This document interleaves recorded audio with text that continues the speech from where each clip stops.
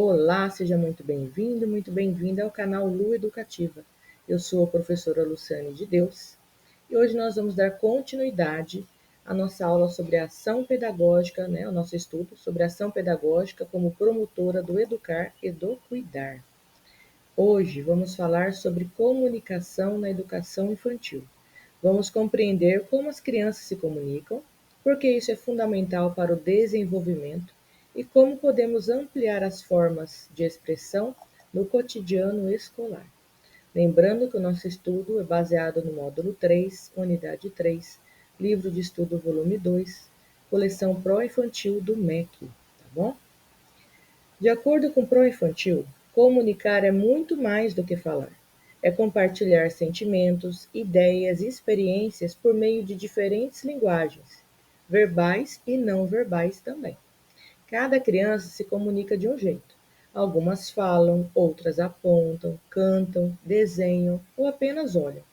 Cabe a nós, educadores, reconhecer e valorizar todas essas formas de expressão, pois elas são manifestações legítimas do pensamento e da participação.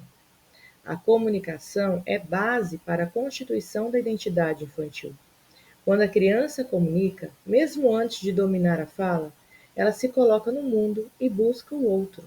O choro, o gesto, o olhar, o balbucio e o brincar são formas de dizer: eu estou aqui, quero participar.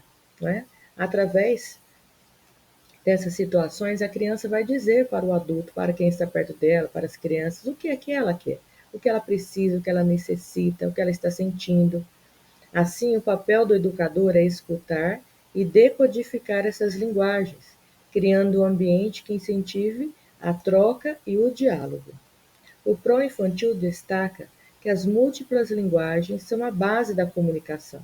Agora nós veremos alguns desses meios de comunicação utilizados pela criança. A comunicação verbal. A fala, a entonação e o diálogo constroem vínculos e aprendizagens, A comunicação que utiliza a fala. Tem também a comunicação não verbal. O corpo comunica tanto quanto a fala. Um gesto acolhe, um olhar ensina. A criança se comunica através de sinais, de gestos corporais, Não necessitando do uso da fala. A comunicação simbólica. Por meio de desenhos, dramatizações e jogos, a criança expressa o que ainda não sabe dizer em palavras. Reconhecer essas linguagens é o primeiro passo para promover uma educação inclusiva e significativa. E eu acho bastante importante esse ponto, porque os desenhos, essas dramatizações e jogos são utilizados bastante por terapeutas, como psicólogos, psicopedagogos, neuropsicopedagogos, e o utilizam no trabalho deles. Porque quando a criança, às vezes, por algum motivo não fala, seja fisiológico ou não, ou psicológico, algum trauma, ela vai desenhar. Então, através dos desenhos, desses jogos, ela vai expressar aquilo que ela está sentindo, aquilo que ela está vivenciando no momento, e assim o profissional consegue fazer essa avaliação baseado nos desenhos das crianças, nos jogos, nas dramatizações, e consegue atingir ali o seu objetivo, que é saber o que está acontecendo com essa criança.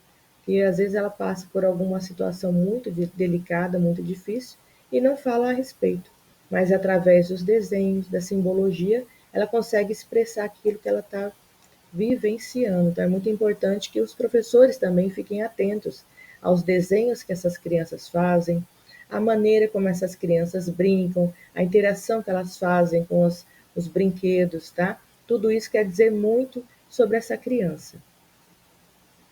O professor é o mediador de linguagens e sentidos.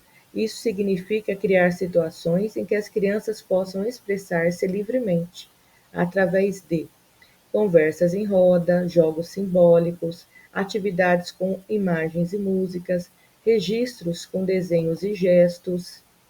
E mais, quando uma criança tem dificuldade de comunicação, é nosso dever adaptar os códigos, usando pranchas de comunicação, imagens, gestos ou expressões alternativas. O importante é garantir que todas as vozes sejam ouvidas.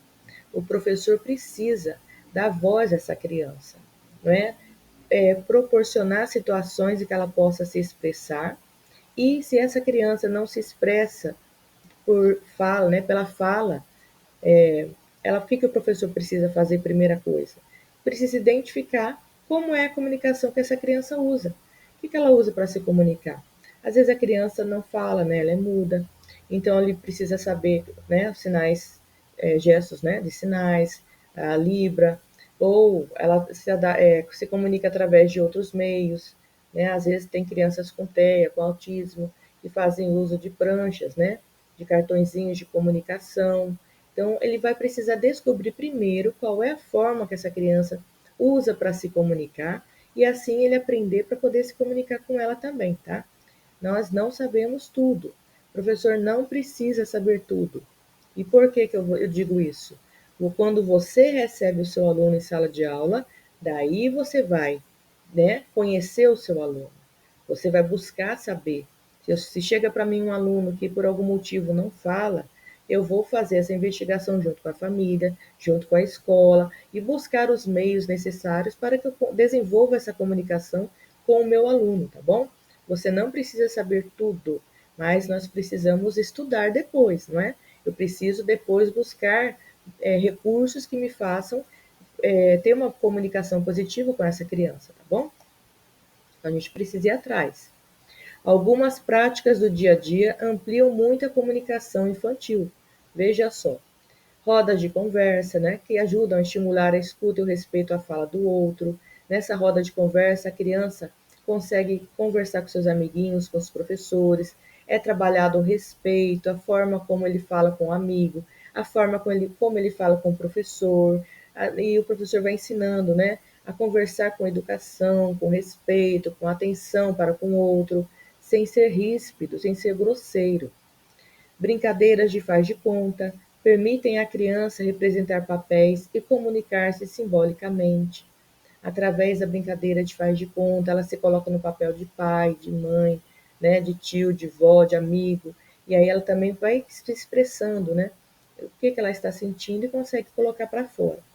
Desenho e pintura, que são linguagens gráficas de grande valor expressivo, como eu disse nos slides anteriores, né? Que nos ajudam a desvendar muitas situações que a criança vivencia dentro de casa, na escola. Através também da leitura e contação de histórias, que ajudam na formação da linguagem oral e na imaginação da criança, tá? São recursos muito importantes. Recursos digitais e imagens aproximam linguagens visuais e tecnológicas, né? Principalmente para as crianças que não fazem uso da fala. Essas experiências devem ser planejadas com intencionalidade, sempre com foco na comunicação significativa, tá? Sempre buscando uma comunicação clara, uma comunicação objetiva com essa criança. Agora, uma reflexão prática. Quais formas de comunicação as crianças da sua turma mais utilizam? Né? Elas utilizam mais os desenhos, elas gostam muito de cantar, de dançar. Você oferece oportunidades para elas se expressarem de modos diferentes? Faz teatrinho, faz a roda de conversa, né? O que você gosta de utilizar para suas crianças? Há crianças que precisam de recursos alternativos de comunicação, né? Precisam se comunicar utilizando sinais, libras, pranchas ou outros recursos tecnológicos e não o da fala. Né? Tem alguma criança na sua escola que precisa desse recurso? Nós precisamos, né, como profissionais, estar sempre prontos a buscar novos recursos. Né? Sempre que um aluno chega para nós com algum tipo de dificuldade. O pró-infantil propõe que o educador observe, registre e analise essas interações, pois elas revelam como a criança aprende e se relaciona com o mundo. Cada criança, por exemplo, tem uma maneira, né, de se expressar diferente do outro. Umas gostam mais de falar, outras gostam mais de cantar, outras preferem dançar, contar histórias. Então, o professor vai descobrindo a maneira de se comunicar com a sua turminha, né? A que funciona mais. A comunicação é também um direito. O pró-infantil nos lembra que cada criança tem um modo próprio de expressar-se e cabe à escola oferecer recursos e acolher essas diferenças. Como eu disse, chegou até você um aluno que não se comunica de forma verbal, né? Ele é um aluno não verbal. O que é que eu preciso fazer para me comunicar com esse aluno? Nós vamos buscar recursos, né? Nós vamos buscar entender aquilo que ele precisa para que ele se desenvolva dentro de sala de aula. Linguagens alternativas, expressões corporais e suportes visuais ajudam a garantir a participação de todas as crianças, fortalecendo o princípio da inclusão e da equidade, tá? Todas as crianças têm um jeito de se comunicar, verbalmente ou não verbalmente. Vamos recapitular a nossa aula. Comunicação é base do desenvolvimento infantil. Envolve múltiplas linguagens, verbal, gestual, simbólica. O educador tem papel ativo como mediador e observador. E, sobretudo, comunicar é criar vínculos, pertencimento e aprendizagem. Como diz o pró-infantil, a comunicação coordena os pontos de vista dos diferentes atores envolvidos na ação educativa. Uma coisa que eu gostaria de lembrar vocês é que se você percebeu que o seu aluno, né, nós estamos falando de comunicação, de linguagem, se você, por exemplo, tem um aluno de 5 anos que não fala, tem algo de errado aí, né?